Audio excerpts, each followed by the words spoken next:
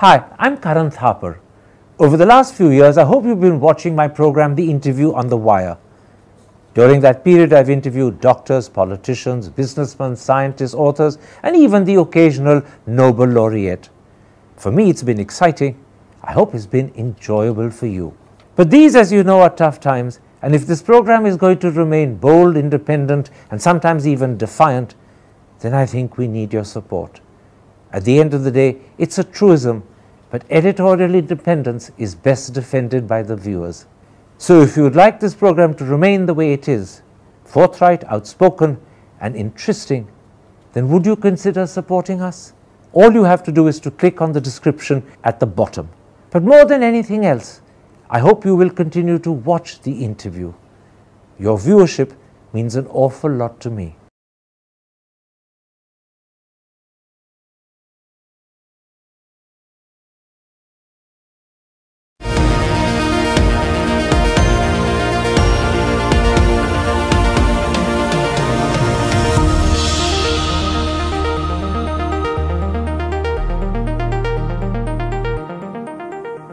Hello and welcome to a special interview for The Wire. William Dalrymple's recent book, Anarchy, is about to become a major blockbuster television series. And when that happens, it will reveal to the British public the real truth about the East India Company, and perhaps equally importantly, the truth about how Britain acquired power in India. But at the same time, this could also be a moment when Bollywood goes truly international, delivering a smash hit across Western television screens. Joining me now to talk about both seminal moments is William Dalrymple himself. William Dalrymple, the London paper The Times has reported that your book, The Anarchy, which President Obama in 2019 had identified as one of the best books he's read, is about to become a major blockbuster television series, and it's likely to be a production on a scale we haven't seen in recent years. I want to talk to you about all of that, but let's start with the story, The Anarchy. It's the history of the East India Company as it translated from being an Elizabethan trading company into the rulers of India. For the benefit of those in the audience who haven't read your book, can you tell me a little bit more about this incredible story? Yes, indeed, Karan. I think both in Britain and in India, people talk blithely about the British conquest of India as if it was something that, was the British army ordered by Downing Street heading off into action. In reality, it's something much more sinister. The East India Company was not the British state. The East India Company was as much a corporation as Google or Facebook or Twitter or ExxonMobil are American corporations today. And like those corporations, it was extremely wealthy, extremely powerful. Unlike those corporations, it also had an enormous army. And by 1800, which is when the East India Company is kind of wiping out the last resistance with the Marathas and the Sikhs, that private army was around 200,000 sepoys strong, which is almost exactly double the size of the British Army in Britain, which was only 100,000 troops strong. So you have this bizarre situation where a company, a corporation run for profit with a stock price on the stock exchange and all the usual things that happen with corporations, annual general meetings, share prices, and so on, also has a private army that has an empire. It's a bizarre story, but that is what conquered India. And even more bizarrely, from an Indian point of view, it did so with capital borrowed from Indian bankers, particularly the notorious Jagat Seths, who were the first to pull Clive into action, and did so with troops who were Indian soldiers. There was only a small body of Indian troops. And that, I mean, the more you look into it, the stranger it goes. 100 years into its life, the East India Company only had 35 employees in its head office, probably less than the Wire has.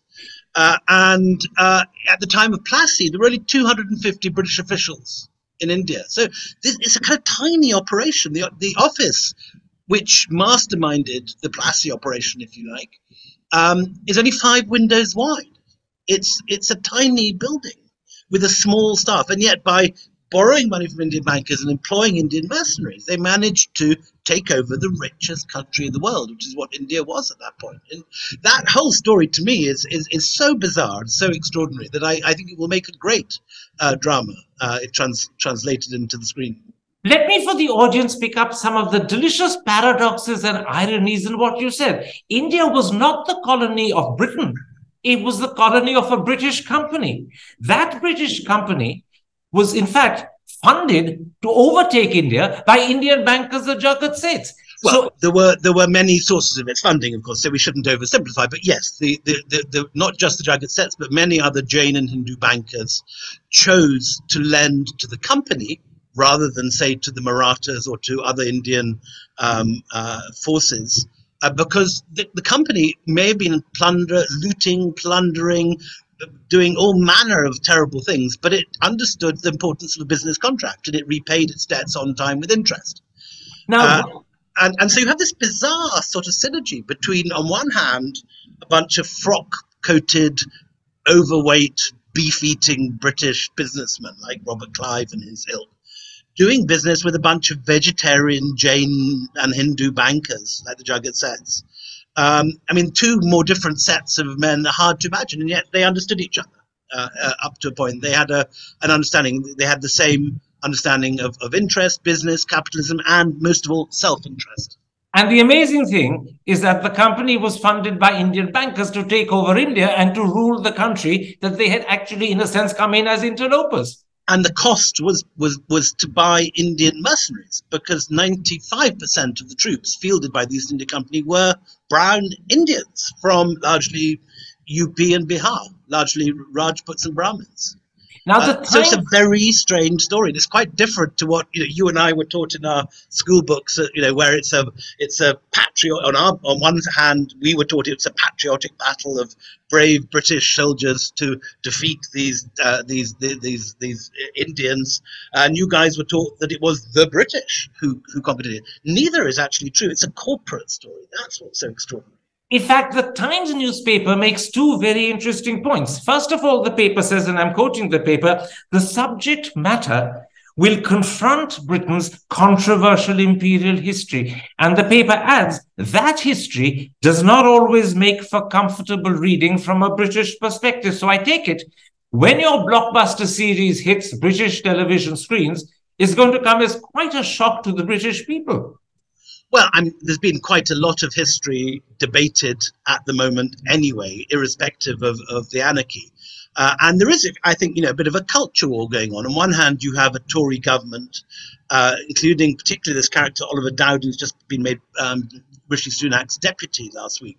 He's waged a war, what he calls unpatriotic historians, by which he means people like me and Satnam Sanghera, who he says are doing Britain down. But we believe that, the truth is the truth, and it's the historian's job to tell it. It's not our job to wave the Union Jack. It's our job to confront the sources as we see them and tell an honest story.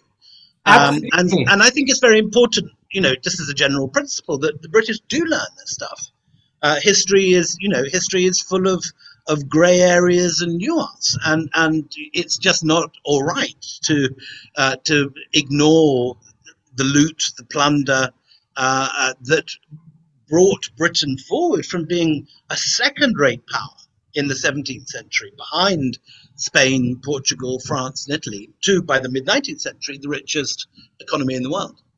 In fact, you make this point very forcefully to the Times newspaper. You point out that the East India Company's conquest of India was not a quest for profit. It was, in fact, forgive me, it was a quest for profit. It wasn't, by any shadow of imagination, a mission to bring good governance or to improve the lives of the Indian people. And your precise words are the following: these are not glorious stories of national heroism.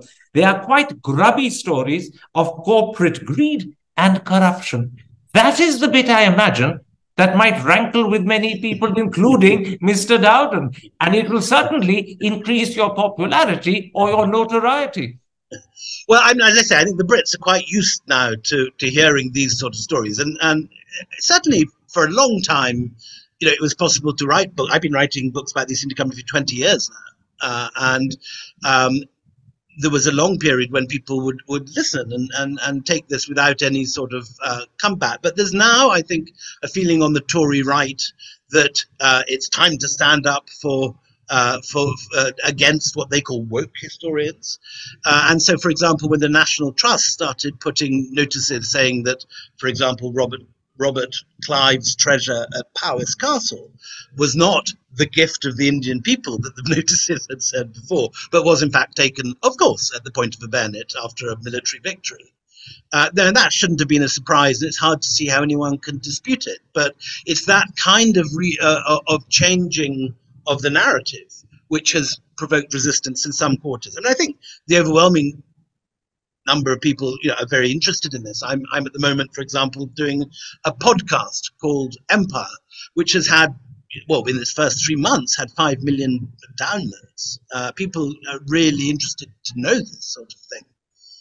But you're right, there are a few people on the right who, on the right wing, the Conservative Party, who will regard this as unpatriotic and will harumph to hear it, and will no doubt not be watching the series if it makes it onto their television screen. I'll come to the podcast in a moment's time, because I think I want to leave that as the last thing for the audience, because once they've heard this interview, I imagine they'll be very keen to hear your podcast as well. But let me come instead at this moment to the second rather important point made by the Times newspaper. The paper points out that this is going to be quite a spectacular production. You've told the Times, and I'm quoting you, the idea is to do it on a massive scale.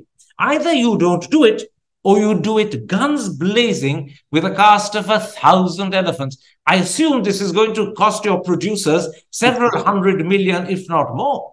Well, I have to say at this point that we're entering the realm of speculation. I'm not involved in the business side of it. I've just sold the rights to the book. I can talk to you very happily about the contents of the book, but how the actual business part of this will be left to the great Sid Roy Kapoor, the lucky husband of Vidya Balan and the brother of Aditya Kapoor, and one of Bollywood's leading lights. And Roy Kapoor Films is going to be doing this. So those sort of decisions are going to be for him to answer. But I think we're all agreed that this is obviously something which needs a massive budget. It can't be done with a cameo cast of a few main characters meeting around a room. We're going to need battles. We're going to need special effects. We're going to need elephants.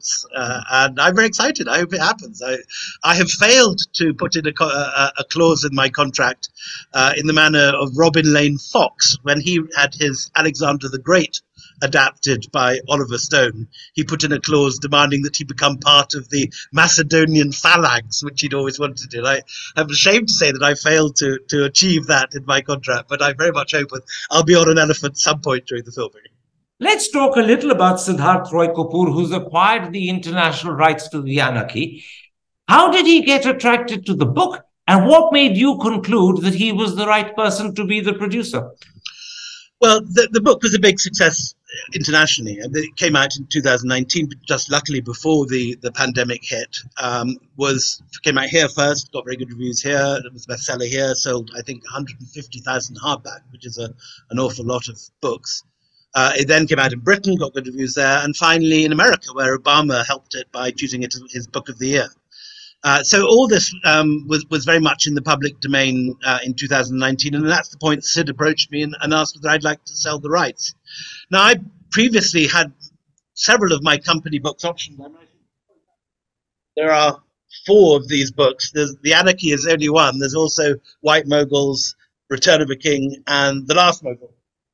And all of these at different points have been optioned, but they've all fallen at the last fence for the same reason, that it was just going to be a massively expensive operation, doing battles and so on. And I think, obviously Bollywood has a very good record of pulling off these spectaculars. We've seen so many great films with wonderful war scenes and so on. So I thought, give Bollywood a go, see what they can manage. And what's fantastic is that they, I think, understand the need for this to be a much crossover film. I don't think we're going to see, dancing a Chitrahar on the battlefield of Plassey with Clive bobbing around his elephant with Vidya Balan. I think we're going to find instead we're going to see a very international sensibility, and something that Bollywood is getting very good at doing. I mean, I don't know whether you've been following developments with things like I love the Netflix adaptation by Anurag Kashyap of Sacred Games, for example, or the recent Indian version of The Night Manager. These are really high quality, high production values, crossover series, but we haven't yet seen one really ignite, despite the enormous appeal of Bollywood around the globe. As I think everyone is well aware, we've never yet seen, for example, a Bollywood film win Best Director or Best Picture at the Oscars. We've never seen an Indian TV series have the international pull of something like Game of Thrones or Succession or Money Heist. And I think Sid very much has in mind this as an attempt to break through and really create something which is not only a huge success within India and speaks to an Indian audience, but also has an international sensibility. And he's got this amazing writer, Jeremy Brock, who for years was in charge of Casualty, which is one of the most Whoa! Can I stop you? You're going far too far down the road too quickly for the audience. Let's pause and pick up on some of the things you said, because I think they're fascinating. First of all, the Times newspaper says Dalrymple sold the rights to Bollywood after his other books failed to reach the screen. And you added to them, I sold it to a Bollywood company because they have resources now which British companies don't. Are you a little disappointed that a British company didn't actually acquire the rights? Well, I mean, obviously there are British companies out there doing big budget productions, and it was a British company that did Game of Thrones, for example. In fact, I sold the rights of White Moguls to one of the producers of Game of Thrones, Frank Dolger. And as he left my garden, as we had a glass of champagne to celebrate the signing of the White Moguls contract, I said, "What are you doing next?" He said, "Oh God, I'm off to Northern Ireland for a series about dragons." So that, of course, was Game of Thrones, which went on to become the most successful TV series in history. So, I mean, it would be, I would have been very happy for a British company to have taken this on. But I think there's absolutely no reason that Sid Roy Kapoor and an Indian production house using an international team of writers and so on can't do just as good a job. On the contrary, I think Bollywood is geared up these days for production values of the highest quality. So was I exaggerating in the introduction when I suggested that this could be the moment when Bollywood goes international and delivers a smash hit to Western television screens? Was that an exaggeration by me, or do you think your series has the potential to do that? Well, I think obviously there's a long way to go before we're there. We're not. I wouldn't crow that this is in the bag. We neither have the complete funding nor anything else. There is no script. There is, as yet, there is no casting. It's very early days, but all the signs are there that this is going to be very big. We've got a wonderful Hollywood company, Whip, providing some of the finance. We've got this amazing screenwriter, and we've got Sid, who's making this his big project of the next few years. The plan is to have 3 consecutive series and to do this on a big scale. So I'm just sitting back and getting my popcorn ready. Let's talk about the scriptwriter you've got. He's extremely well-known and highly regarded Jeremy Brock. I gather he's a BAFTA winner. He was the author of the script of The Last King of Scotland and perhaps more importantly, Mrs. Brown, which I thought was a terrific picture. And it featured, if I'm correct, Judi Dench as Queen Victoria.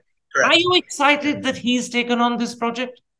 I'm thrilled he's taking it on. I didn't know Jeremy personally before he came on his recce in February. He did a big tour of Plassey and all the main sites of East India Company history, the end of January, beginning of February.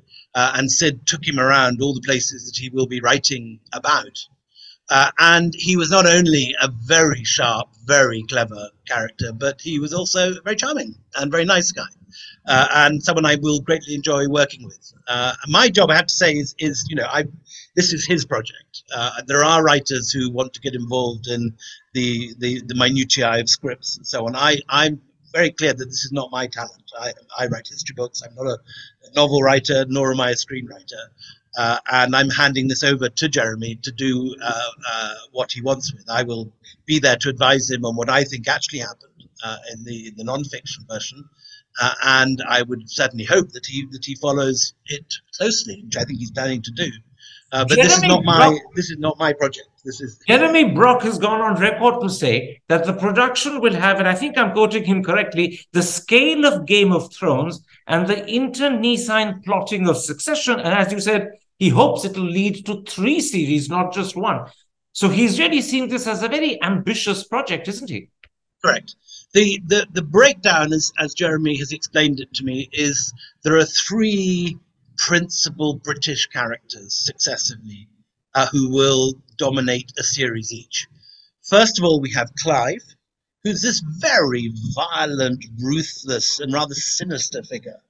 The more you read about him, the less likable he is. But he's also an extremely successful character. He's one of those characters who, despite everyone sort of wanting him not to win, wins not only on the battlefield, but when he gets home, he then wins in the East India Company boardroom, and finally in Parliament. He becomes a very important figure, a political figure in 18th century Britain. And ranged against him is the very charming but completely hopeless Shah Alam, who is this, a poet in 5 languages, a man of exquisite taste, someone that everyone likes, but who always loses battles, and who ultimately suffers this tragic fate of being blinded by his former favourite Ghulam Qadir, who straddles him and gouges his eyes out with an Afghan knife. So it's going to be like Game of Thrones in more than just the plotting, I think, and also I fear in the gore and some of the very violent and horrible scenes that are part of the history of that. Now, you said there will be 3 principal characters. One of each will dominate the 3 series. If Clive is the first, who are the other 2? Second one is Warren Hastings. Warren Hastings, of course, was the man who was impeached for corruption. But in many ways, it's certainly my view that they got the wrong guy. The real crook was Clive. Warren Hastings, on the contrary, was someone who spoke very good Bengali, very good Persian, very good Urdu. He founded the Royal Asiatic Society of Bengal. He commissioned the first ever translation of the Bhagavad Gita into English and wanted to live his life according to its dharmic values. He's someone I think Mr. Modi might even find something in common with. I'm not being entirely facetious there. He's someone who believes strongly in the wisdom of the Gita and the guidance that Hindu scriptures could provide, and ultimately he got off his trial. He was voted non-guilty, and so he's no angel. And he was running one of the most frightening organizations of its time, but he was certainly a very different character to the ruthless and the military genius of Clive. He was more scholarly, he was more, and he was an Indophile. He loved India. Then the third character is someone that I think be not at all familiar to Indians as such, but his brother will be. Lord Wellesley, who was the man who took on the Marathas and Tipu Sultan, was the elder brother of the Duke of Wellington. And like the Duke of Wellington, was a man of extraordinary arrogance, confidence, and an iron will. And he's the guy who manages to get the French, who are the rivals of the company for the first 100 years, expelled from India. He defeats the Marathas in 1803, and he defeats Tipu Sultan. And he's this rather terrifyingly efficient figure. But he's also extremely arrogant, and he's a man who's ultimately sacked by the East India Company for spending all their money on his own glorification. He builds the enormous palace, which is now the Raj Bhavan in Calcutta, the governor of Bengal's enormous palace, where British India was run from until the building of New Delhi. And these 3 characters between them will, I think, provide very interesting, different perspectives. But all 3, again, it should be emphasized, were not employed primarily by the British government. They were employed by a corporation to make profit. And the East India Company was a for-profit organization that existed for no other purpose than to enrich its shareholders. So it's a very different story to the one we've all been brought up on, and I think a very interesting story for absolutely. viewers Now, I know the book is written in English, but will the series be entirely in English, or will the Indian characters speak their own language and be subtitled? Well, the language of many of them, of course, was Persian, which I think will be a step too far even for for Bollywood. I don't imagine we're going to see Siraj Uddaula speaking perfect Indian or Mughalized Persian. But I would imagine, I don't know, this isn't my decision, and I don't know this for sure. I would imagine, though, that there will certainly be a Hindi Urdu version as well as an English one. These days, often people record both and put them out to different audiences. We'll see. Do you have any sense of the cast? Are you looking for big names? Or let me put it like this. Have you, for instance, thought of someone who could play Robert Clive or Warren Hastings or Lord Wellesley, or for that matter, Shah Alam, Sirajuddaula, and of course, the mischievous Mir Jafar? Well, sadly, this is not my job. I mean, I would love to do a fantasy casting of all these people. But, I mean, Naseeruddin Shah Alam would be an obvious choice. But as I say, that's not my job. My job is to advise on the history and to make sure they get the history right. We don't even know who's going to direct it yet. Sid is the producer rather than the director. So all these decisions lie in the future. But the early signs are that this is going to be very big and very exciting, and I'm really looking forward to the next now, year. I assume how it develops. I assume a lot of the filming will have to happen in India, and as you said, Jeremy Brock has already recceed many of the important sites as far as the book is concerned. Has he identified particular specific locations that he himself is taken by?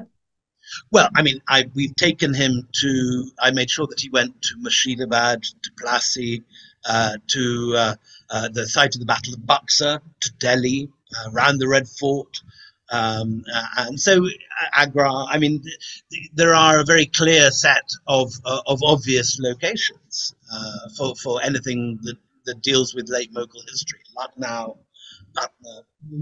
And so I think it's going to be that part of the country that he's looking for. But whether he ends up, sometimes these things get shot in studios, sometimes these things get shot very far from home. The bridge over the River Kwai, which I watched last week, was apparently shot in Sri Lanka rather than in Burma. So it's not impossible that we'll see some strange locations that weren't actually part of the story used. But that all lies in the future. Now, you've obviously whetted everyone's appetite enormously. Do you have, or does the producer have a target date? How long do we have to wait for this spectacular series to burst on our screens? I think it's moving very fast. I mean, Jeremy is writing the first series now, and apparently that'll be ready by June. And at that point, they go to the market to get further funding, and that's the point in which I'd love to come back, Darren, and tell you who will be cast where and where it'll be shot and all those sort of things. But this is still early days. We have a deal. When you're ready to come back, I would love to chat to you again. But before I let you go, let me pick up on that podcast series you're doing. It's called the Empire Podcast. And as you said, you've had over 5 million downloads. Tell me a bit more about it. What is the span of these series and where can people find it?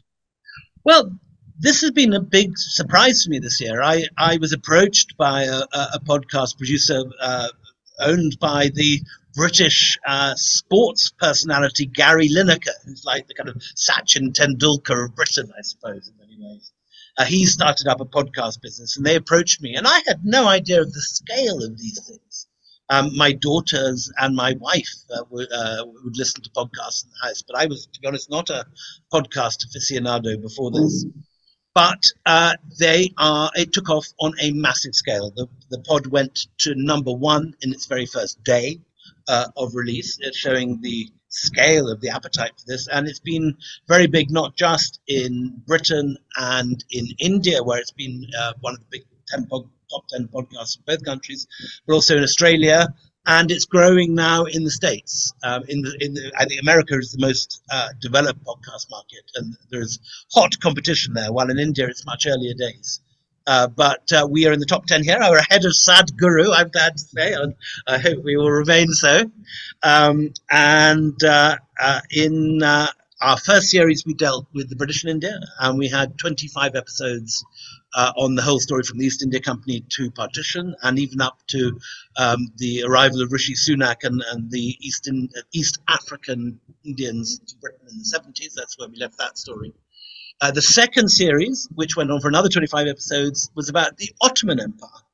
And we took the story of the Turks from their arrival in Anatolia through to the breakup of the Ottoman Empire and the First World War, with Lawrence of Arabia, the Armenian genocide, the birth of the State of Israel and the Balfour Declaration, the birth of Saudi Arabia, all these fascinating stories which affect at the present in every news broadcast. We see news of these places, but very few people, I think, know the history of how this world developed.